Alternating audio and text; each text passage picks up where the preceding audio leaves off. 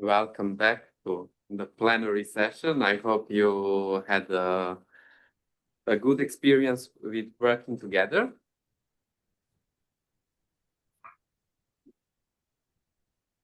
We have 3 presentations in room and 2 presentations online. Maybe we should start with your presentation, one online presentation, and then we will see one from the room and again one from your side and one from our side. Who would like to start? Maybe room 1 will start online. Perfect. Thank you. Floor is yours. Okay, so we have decided to run. We had 2 variations of this presentation. One was for transformative learning and one was from constructive, but we ended up with this one because it's shorter and it fits the timing right now. So we want to show you an experiment from the scientific field of metrology. So it's very general, it applies to many sciences. And we want to show you the importance of certain aspects of how to interpret your experiments in empirical sciences. We hope to use transformative learning, meaning that you will learn how to revisit your knowledge of what was done before. We want to include you into the discussion as much as possible because it's all about one slide and talk about what is happening. And we want to get you in conflict with your own opinion if possible. And we want to try to change your opinion during the discussion. And we will use this very short 1-slide lesson for this. So it goes like this. We have a scientific field, and this is a very real experiment. Actually, this is the case of proving the theory of relativity, but I'm not going to that experiment right now in physics. Let's assume this is any field, and we have 3 competing theories right now to explain the reality or to explain a certain problem. And we have theory 1, it has a prediction showed here in a blue line. Theory number 2 has a prediction of the value that is going to be an outcome of the experiment that is shown in this blue line. And theory number 3 has a different value of this experiment that should be conducted. And so we conduct an experiment and we get this value as a result. This is a very common situation. You get something that is not so much expected. So the thing is, what do you think? How should we interpret this? What should we do with this result of the experiment and with these theories? Do we have any opinions in the audience?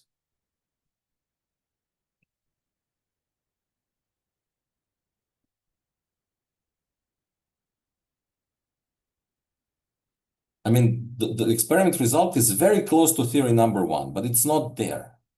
So should we favor theory 1? What should we do? Any ideas?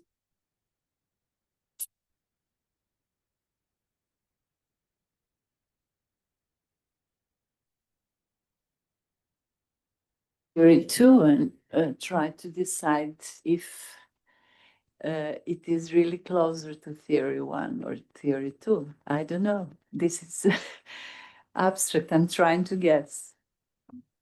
Yes, the question is what is close enough, right? So this is the first maybe debate. What is close enough? So is this really far from theory number 1? Or is it really close to theory number 1? What do we do? I think Adna has one idea. Yeah, please go ahead. Can we repeat the experiment? Yes, we can, but if we conduct the experiment properly, we are going to get the very same result. How do we know that? How do we know? Because people have repeated this very experiment in the case of theory of relativity, because you need independent validation, and people independently validated this and they got the same result.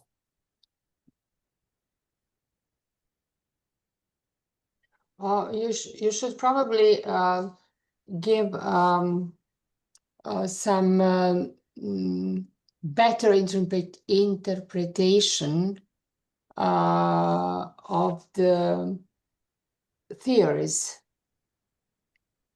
So you think we More need a full theory details. or something? No, here is the clue I'm going to give you. Remember what was the title of the lesson, right? I'm going to back. So let's go to the topic, right? What is the topic here? Do you have uncertainty of measurement or no? Yeah, that's very good. So providing only the result of the measurement without providing the uncertainty of that measurement is ridiculous. Nobody should accept scientific results as they are without presentation of the uncertainty of measurements. And only then we can judge about this experiment, the outcome. So what happens, let's say we have this case. This is the uncertainty of the measurement. So we know that X marks the value and the red range, actually, the outcome of every experiment is a range, not a value, right? So this is the takeout from this lesson. We need to talk about ranges, not values, as a result of every measurement. And I can say I'm tall, I'm 2 meters tall, right? Plus minus 1 meter. And that's a correct statement. If I only say I'm 2 meters tall, it means nothing. And you know that I'm very short. People who met me in person, right? So I'm not 2 meters tall. I can also say I'm 5 meters tall, plus minus 4 meters.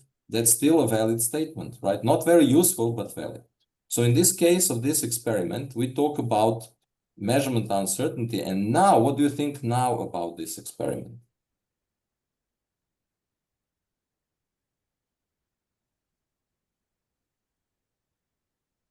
Obviously, we want to adopt theory number 1, right? So because I'm lacking a little bit of feedback, I want to waste time. We favor theory number 1 above theories number 2 and 3. And this is a very important thing. And you can publish your paper with the experiment result like that because you have disputed some theories and you have proved that theory number 1 is superior to them, right?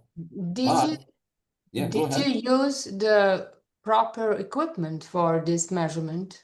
And that is now discussion. Now, people who don't like my conclusions will claim that this was the measurement uncertainty, right? And they will argue, they will publish their paper proving in their laboratory that this was the measurement error. But this is their measurement error, not mine, right? So they need to prove exactly on the same conditions using same equipment in my laboratory that this is the case, or everybody else has to do that and say, okay, if there are 2 or 3 or 5 laboratories now having this value, at least we got rid of theory number 3. So theory number 3 is no one's concern anymore, but we still need to discuss whether theory number 1 or theory number 2 works, right?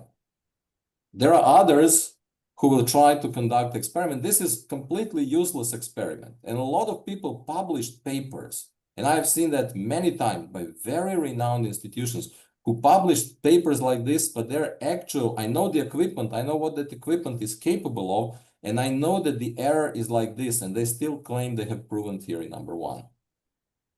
So we need to distinguish, this is a helpful tool to help us distinguish between what is valid and what is useful for us. But you see how the same result with a different measurement error changes our point of view and how we interpret the experiment, right?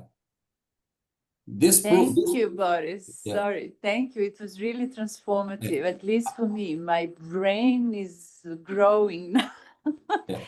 I'm just, Exploding if because- you allow me just a few more seconds to tell you. So Please. what you may think is that we need instruments and technology that will help us reduce this measurement uncertainty, right? Because then we can have better knowledge of the theory. But then you can end up with an experiment like this. And this is what happens in most PhD theses today. Now you need a 4th theory. And people refuse to do that because they want to please their mentors and they want to please their own personal biases of discovering theory number 1 or proving theory number 2 or something like that. But in fact, they have a real gem in their hands. And this is something that is of the most value in science. And so there are conclusions you can drive, but one of the most important conclusions is that the pole of scientific knowledge is a dynamic thing. It's not just building up new things. It's discarding old things and replacing them with new things, with new theories, new knowledge. So we constantly discard theories and adopt new theories based on the technology development. Thank you. Thank you very much. Thank you, Boris and his team. And I think we learned a lot. We learned how knowledge interferes with the solutions, and with critical thinking, but also our ability to think and to look things from the other perspective. I think that is what I took from here. And also just think, if you are not online at real time with people or in the classroom, how would you replace your questions that you pose to us now? In what way? Are you going to just list the question, or are you going to do something else?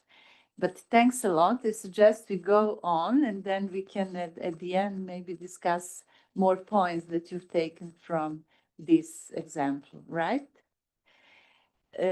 Okay, now who would like to present from the room?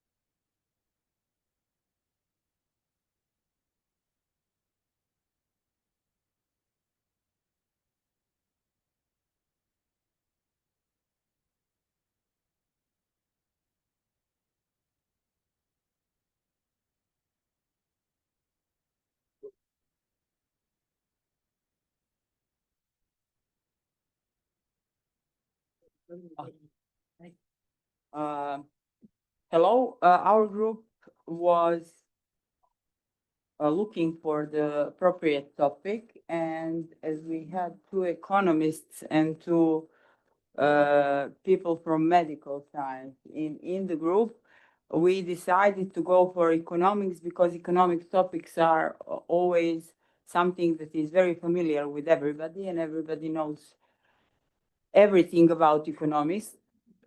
So the topic that we thought, or we were discussing, was the topic on the role of the state in economy, whether a state should have a limited role and individuals will have freedom to act according to their beliefs and their aims, or the state should have very strong role in economy.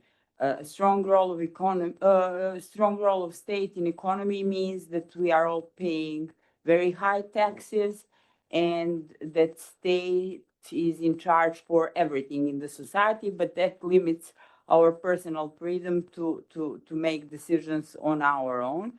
And the first thing which is appropriate in the class is this technique of association. So if you are teaching this in a class, we thought of master class, class of students at master studies. So it's not a big room, and they association to the words state, taxes, free health care, free education is something that is giving you a perspective on what the students really think about those things.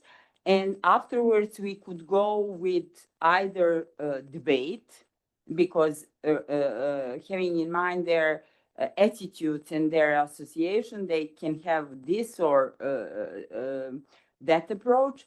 And when you put them into groups to debate, and one would at the very beginning claim the big or desirable big role of state in economy, and then they would have to argue the opposite argument. So that is giving them some kind of difference in perspectives, because when you have to fight for the argument that you not agree with, then that can or should change a way you argument things. And the other thing which is very, very, I believe, useful with respect to this topic is role play. Some of them are state and some of them are citizens. So people from state would say, we will go with, what's the name? With children allowance. I believe that's children allowance to all children which are age, I don't know, until up to 19 or up to 15. And the other approach is to, limit and give money to people or to children that are really in need. And what is the argument pro and contra with both sides? So people from the states want to win the next election, so they will give money to everybody, and that will bring, new debts to the country. On the other side, people who are in like individuals, some of them really need that children allowance, and many of them don't need them, but even the ones that don't need them will be happy to get them. So it is really a role play that could, open the eyes to both sides.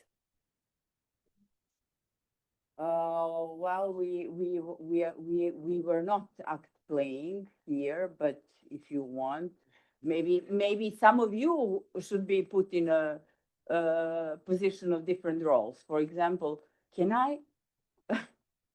Danilo could be state and Anya might be the citizen.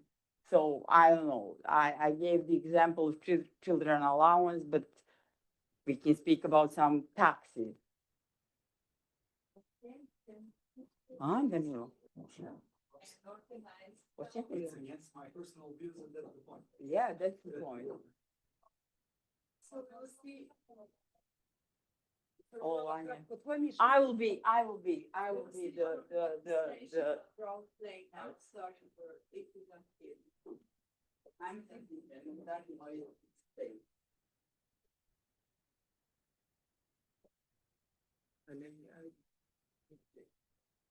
So we as a state, this Yeah. could be the first one, right? Yeah, we as a state. Okay, so our point of view is that children allowance is good for, yeah, that's what we're gonna do. Is good for everybody, because every child matters, and we should all have the same rights.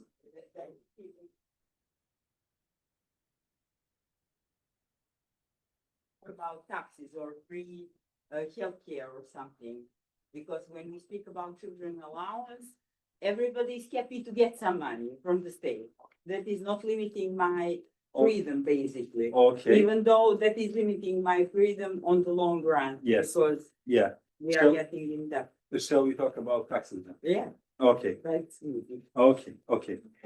Easy for you, from your Yeah, side. Okay, so, No, it's easier for you because you can put taxes as high as you want. I have to pay them. yeah, but it's not logical to defend that thesis. To you. But yeah. Okay, so, here's the thing. We see that, in latest economical reforms, Europe now, or Europa said, we raised the minimum wage, 600 euros for the people on this high school Minimum level of education, yeah. And then 800 euros for the ones with the higher level of education. And this speeded up the consumption in the economy. And because of that, we believe that because people have more money to spend now, we should get taxes raised a little bit. We are not proposing here to raise taxes above the roof, but we are proposing to raise taxes 5% or between 3% and 5%. This is something that we are discussing right now in our policies. why would I pay taxes 3 or 5% more on my wage? And especially having in mind your progressive taxation that was introduced back after Europe 1 and Europe now 1 and 2. Why would I pay that if I'm getting less services from the state? Who is saying that you're getting less service? I know that I'm getting less services. I cannot go and to state hospital and have some kind of screening that is very urgent for me, but I have to go in order to get that service. I have to wait a year. I can die. Well, that's the issue of our health service, not an issue of the taxes. But that's an issue of the state. Okay. Okay, sorry, time is limited. We had to end up this really useful exchange of opinions, which were really from two very often opposing perspectives, state and citizens. And I hope you could see and hear what was going on here. Our colleagues who are online. Could you hear and see this role play? More or less, half. Okay, so sorry for this. I mean, technology is still not perfect, but yes, when we apply role play, it is usually short form, and it is usually something for what we do not develop script in advance, and in that way it differs from simulation or from case study, because in simulation and case study you should develop scenarios in advance. I suppose you know that, but just a reminder. And we could also, in my opinion, one of the lessons learned here is how for different perspectives of citizens and state, it is so important for citizens to be as competent in the field as Maya was in this case, because probably some other citizens wouldn't come to the same questions as she did. Okay, this was suggestion of how one section of training in critical thinking can be applied in economic field. Thank you very much. And now we should hear and see the second group from our online community, who will be presenter. Hi, from our side. Since we didn't start it so successfully as we thought that we will, we just found that scientific field can be air quality monitoring, since all of us are dealing with some part of the experimental work. Someone deals with a health impact, someone with the measurements, and some with some kind of pollutants. So we found one graph which will be shown to you, and the topic of three of us was to analyze the data set, aiming to improve the decision making for cruise ship operators, like when they are looking in some kind of statistics, how they can decide whether they have to move the ship from one position to another, and in that case to improve the air quality. And for sure the discussion is very adequate method for this kind of a process. So I'll just share a slide.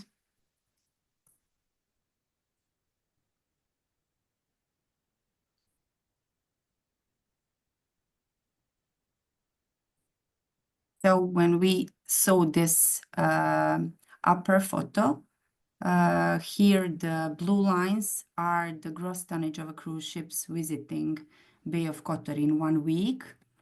and the down part is a concentration of particles in the ambient air.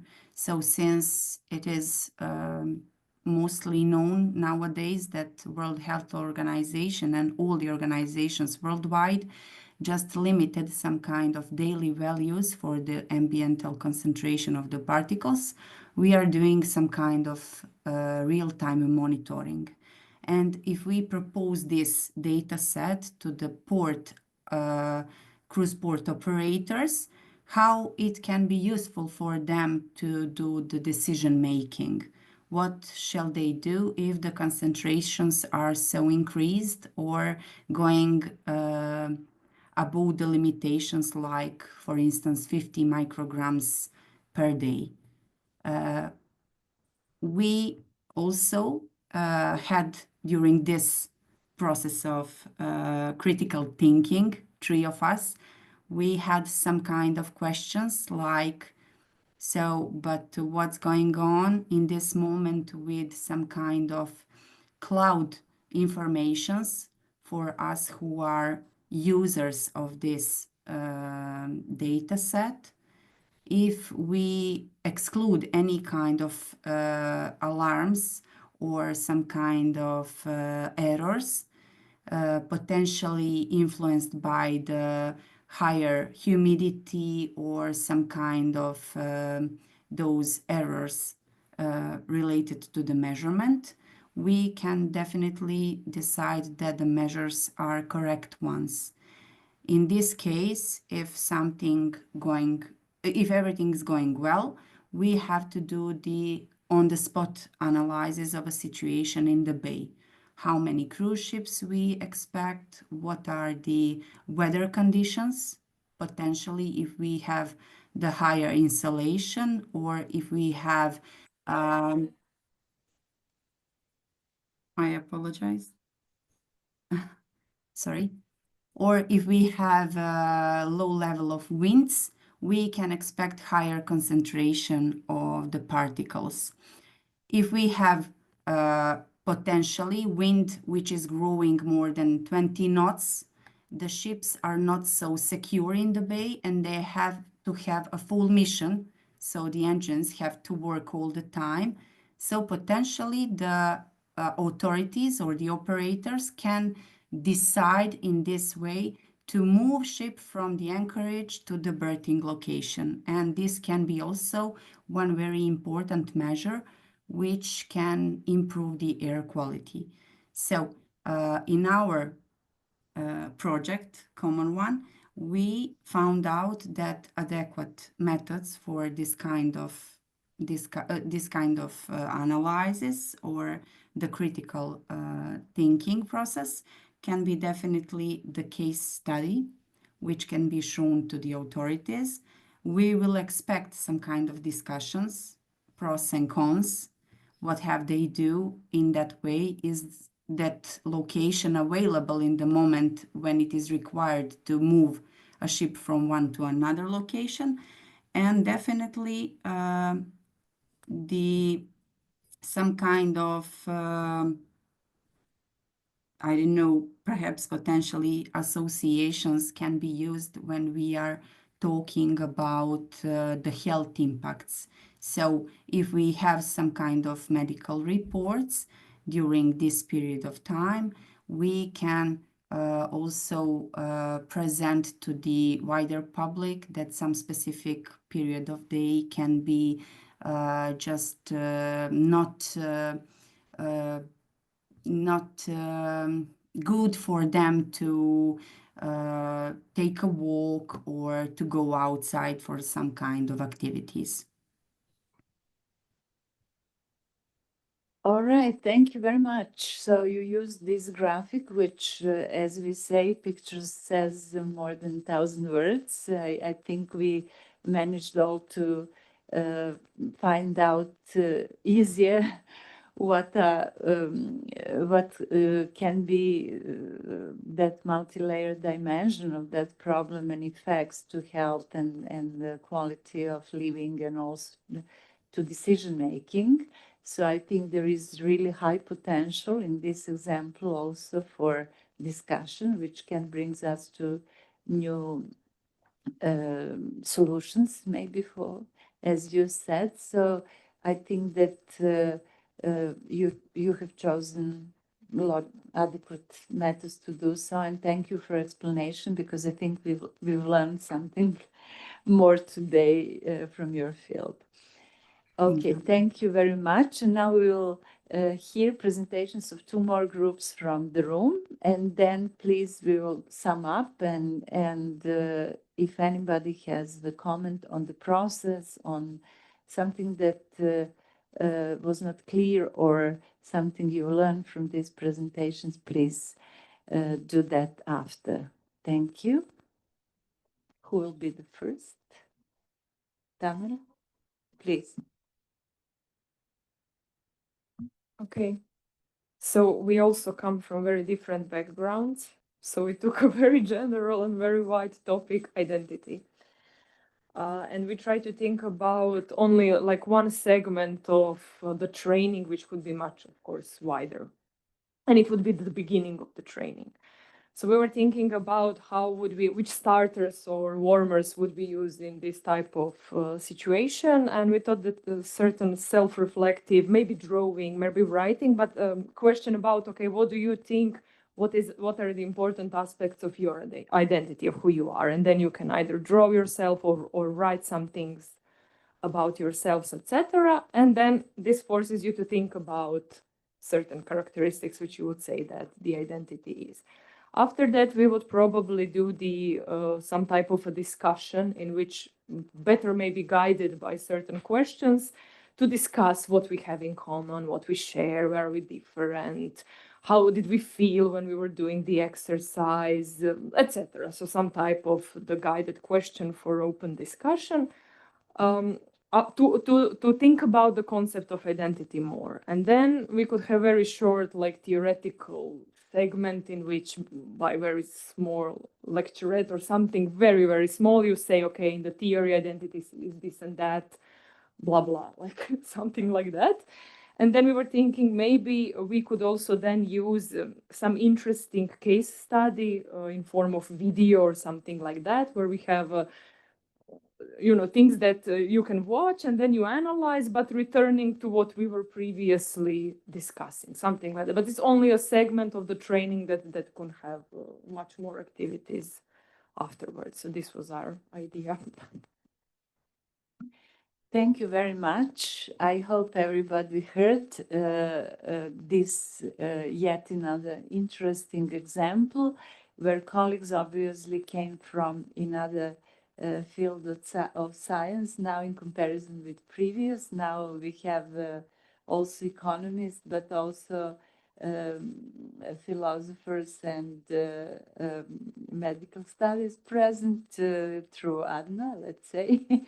And we see how it also influences the topic we choose, of course, but also maybe the topic itself requires some kind of methods. We have here more reflective approach, maybe because identity is something which is very delicate and which needs really our self-reflection. And we see how very sensitive issues can be put that way, that it is not that we lecture about something, but we first ask people how do they feel about. So I think that is very good start. And in this example, I think we have that reference to role of emotions.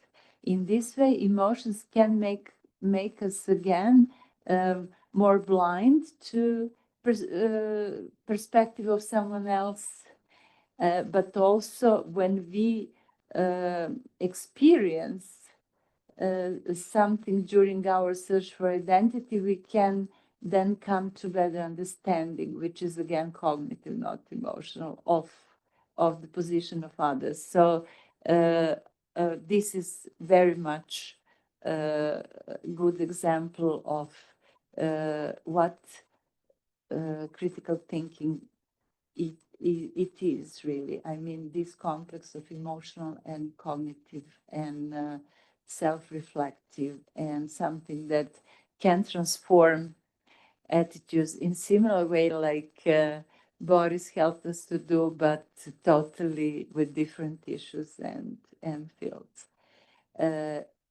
Sorry, I'm using this power of moderator to share my expression, my impressions, but soon you'll be asked to do the same. Thank you very much. And last but not least,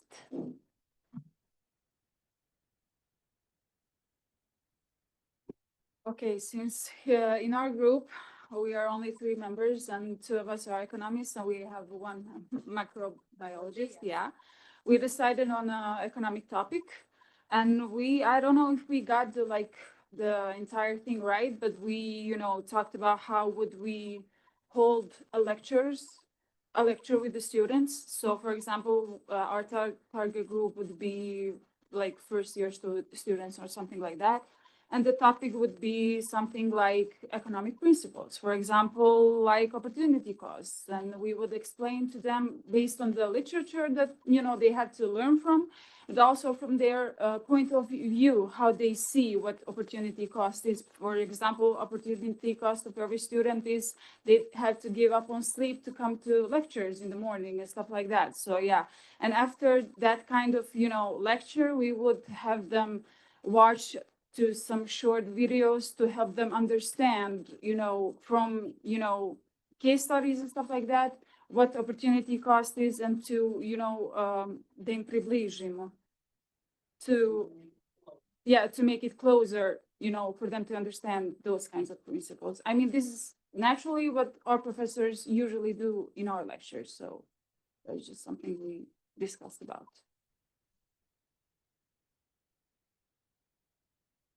okay, again, using different methods in order to come to the goal, and again, economic issue, but presented in slightly different way. And as soon as we have pro and contra and debate, it really opens opportunity for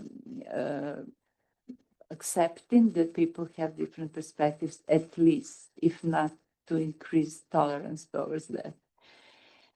Okay, thank you all so much. And now, before we end up with one reflective activity that Nicola will help us do, I would really ask you to come with the first comments now, either on specific examples that you've heard or on entire process. How did you feel? Do you think that this made sense? This whole activity was something challenging? Do you think it helps in further process of maybe preparing material for nano-learning products? Any comment, any question? Welcome now. May I go first, as I have to leave in 5 minutes? Please, Sandra. I would first of all like to thank you very much, both of you, Violeta and Nicola, and all the colleagues for the organization. I think that the most valuable output that we were able to receive today, at least I'm speaking personally, is that you managed to involve us, even online, we were not all present there, in thinking about how we do the teaching and what tools or approaches or goals we want to achieve. So it's something that a professor often doesn't evaluate enough, because we do, I don't know, a preparation for one course, one lesson set, and then we don't re-evaluate everything. But it's very important to think about what are we doing, how is it accepted, will it work, does it work, what are other options? This is how we learn. So for me, it was very useful. Thank you. Thank you very much. Please, if you don't need to, do not run away. I mean, I know Sandra has to, but others, because we would like you to participate in this short activity for the end. I think Boris raised his hand. Boris? Yes, thank you. I would just like to give a general comment from the perspective of the project itself. What needs to be understood here, and we are switching off and on from different angles of this outcome of this training, is there is a way that we need to teach people how to teach our course, critical thinking in science and education, which can be interpreted as the purpose of this training. Another purpose of this training is how to teach critical thinking in general in our own courses, in our own career. So maybe to make that distinction when we are talking about this, for example, throughout this process and this introductory course was very useful, and this is general about critical thinking and critical thinking in our own personal field of expertise. So I'm hoping to get that complemented tomorrow and maybe in Belgrade about the project oriented part of this training, where we will be teaching or training trainers to do the education later on. This is, but everything else was absolutely interesting. I thought I was going to do something else. I just logged on and thinking I'm going to do my work while you are talking, but I was sucked in and I had to be proactive and was very, very engaged because of the amazing way you have conducted all this, and you have really interested me. And I think I have a lot of questions in my mind now, but I'm going to spare you all the questions. We're going to discuss that in the years to come, and opening these questions was, I think, the best part of the training. Thank you very much. We were trying to opening our minds. So I wanted to hear maybe also concrete reactions to what colleagues designed here as an ideas, but also thank you very much for that feedback on the entire day. It is very valuable, and if you want, you can also share some questions through emails, through any channel, so that we can improve in the future. Yes, sorry, I did that because I also have to leave very soon. I'm sorry to interrupt you. Okay. This was a wrap up for me for the day as well. Okay, thanks. And what I prefer is your sentence that you couldn't do anything else during this day. Maybe now you are behind with your other duties, but I'm glad you didn't. Okay, I suggest that Nicola now explains us this really short reflective activity for the end before some of you leave, and then we maybe can share a few final impressions here. Yeah, we are going to use projective technique just to reflect a little bit on our future role of teachers of critical thinking. I share with you Dixit card online in a chat. Please see these 3 files and choose one card which explains the best your feeling about your role of teacher of critical thinking. Don't think too much. First card, first picture which call your attention when you see it, please choose select that card, and if you wish, explain to us after. You will explain us why you are choose that card, how it's related to your future role or your actual role of teacher of critical thinking in any environment. It could be, yeah. You cannot open it or Yeah, we can upload it first. it's a photo. It's a photo with many cards. What I've uploaded, and for us in room, we have a physical cards over there, and you can walk over there and choose your card physically. can you open the file and see the cards? Because each file consists of many different cards. If not, I can upload one deck. The cards. Yeah. Yes, I can. It's visible. Ah, perfect. Then take a few minutes just to choose your card, and then we will discuss a little bit about it.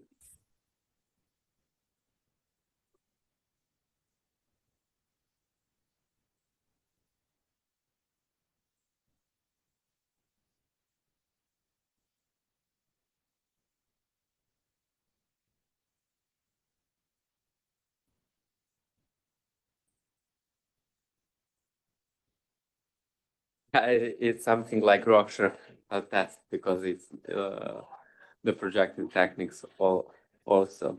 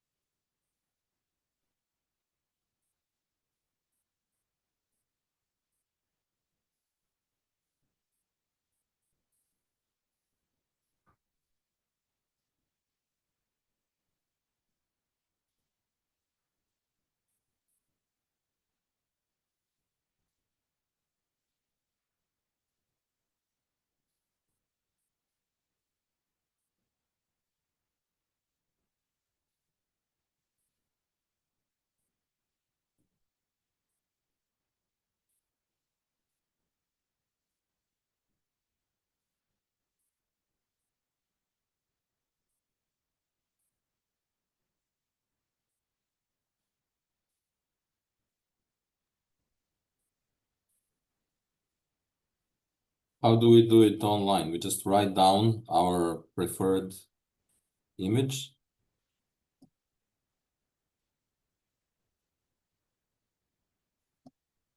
You just can explain us what is on image. You just need to download it. Just you can tell us.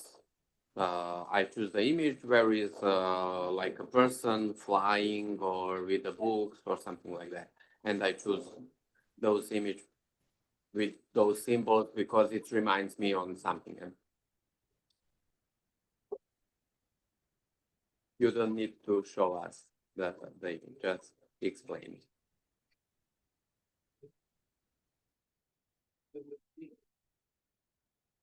Maybe we could start. Maybe with you online. May I have to go. Of course. I always, yeah, sorry. So I immediately chosen on the second Dixit, there is a knight on the book with the void. So no other cards apply to me, I don't know why, but it's a kind of having this passion and urge to move in a light and with knowledge forward, not to enter into dark, I don't know, thoughts, situations, not to expand too much. So it's for me, that's card.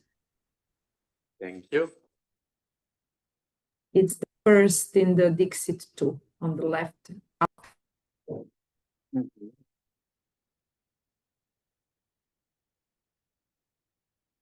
Anyone else from online group would like to? If I may. Of course. For me, it's Dixit 3. Mostly because not only by coloration, but also by the way the images are presented is the most positive and optimistic one that I see. If we discard a little bit of scary images in the right bottom corner at the very end, but basically what catches my attention is the overall atmosphere of this training, and maybe the scary parts in the bottom is me during this training, but and my questions and interventions, but everything else around it I see as a very positive message, if this is to be qualified as and also the place of the critical thinking in the future. So like a little bit of game and a lot of rewards waiting at the end with this rainbow bridge and I don't know, dancing, and yeah, of course the ballet shoes are with the white spider web, so they may not have been used for a while, but they're there, you know, for us to dance and enjoy ourselves. So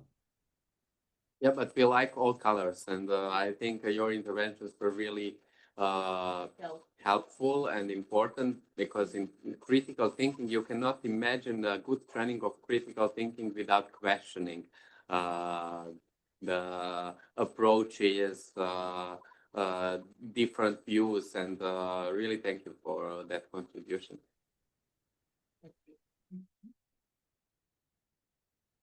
Anyone else would like to share with us impression of choose card or impressions in general inspired by card? Michaela? I hesitated between 3 and 4. Oh, wow. I changed both images couple times to see exactly what I like more. I believe that my final chosen was 3 because in 4 I found something regarding food, some pessimistic ideas. Let's say that for me, the third card represents more than 4th.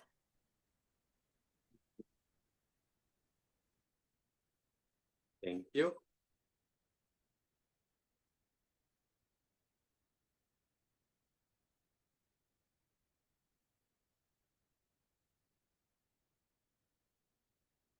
Yeah, we don't need to listen impressions from all of you. Maybe now Dragan, you want to share with us? Yes, I chose Dixit number 4 because of its complexity. And if you pay more more attention, you can find a lot of details which you can't see at first sight.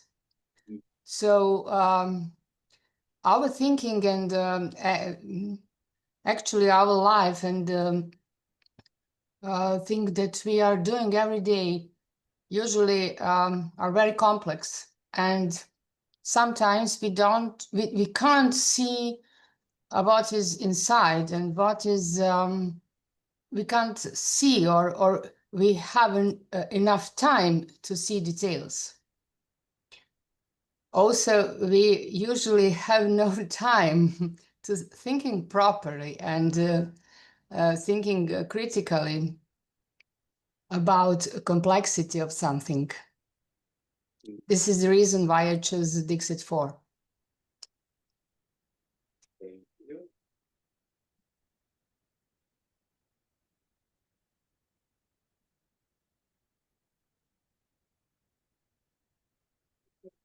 Now we can share some impressions from the room. You don't need to present if you don't want, just have a role to present.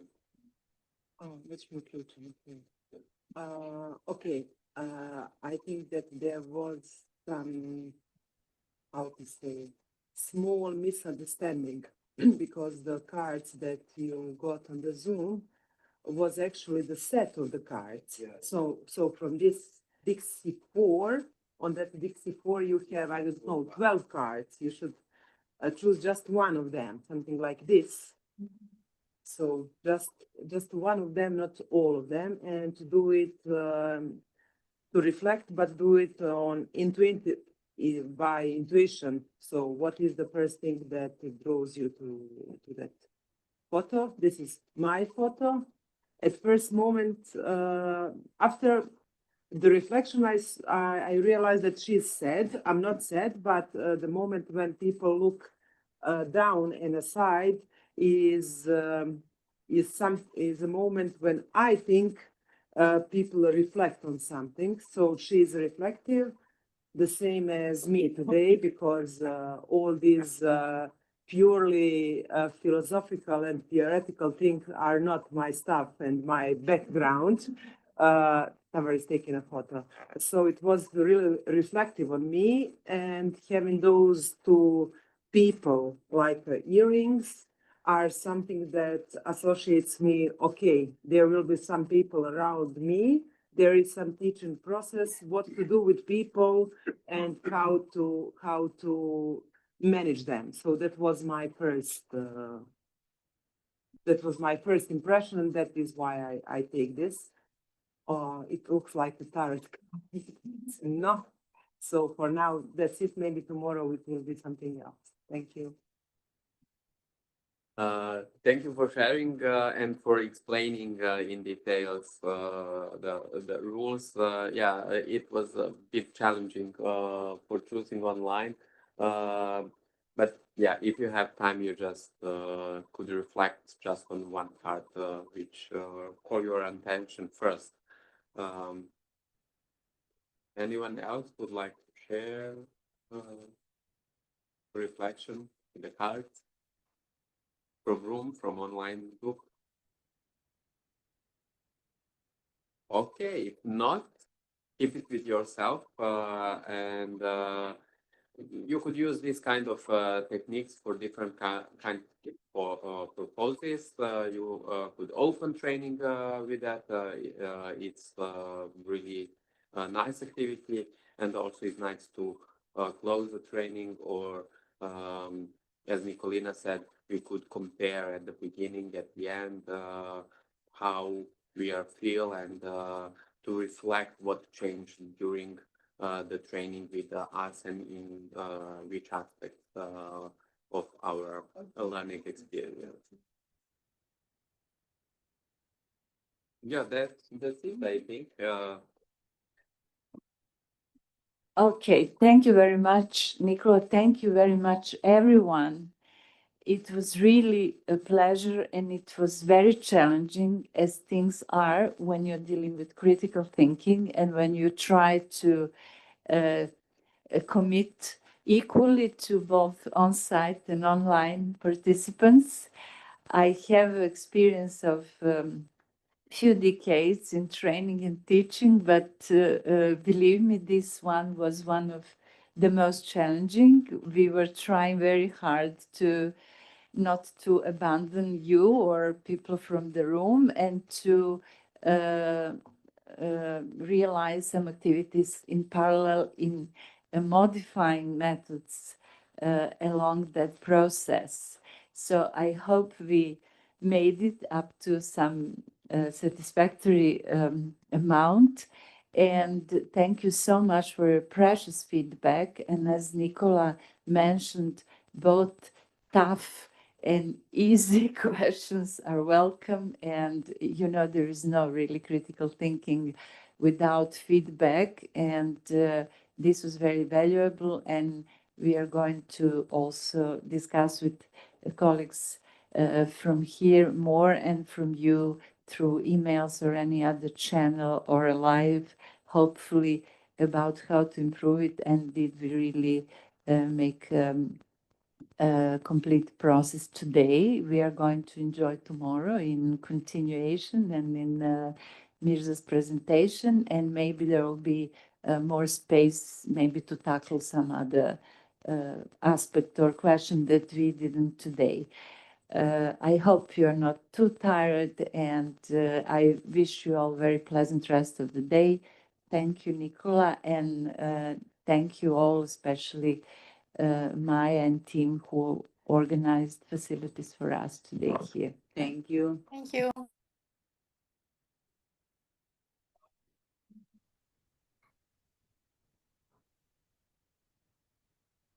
Thank you. Bye-bye. For the Bye. Thank See you tomorrow. Thank you so much. Bye-bye. Bye-bye.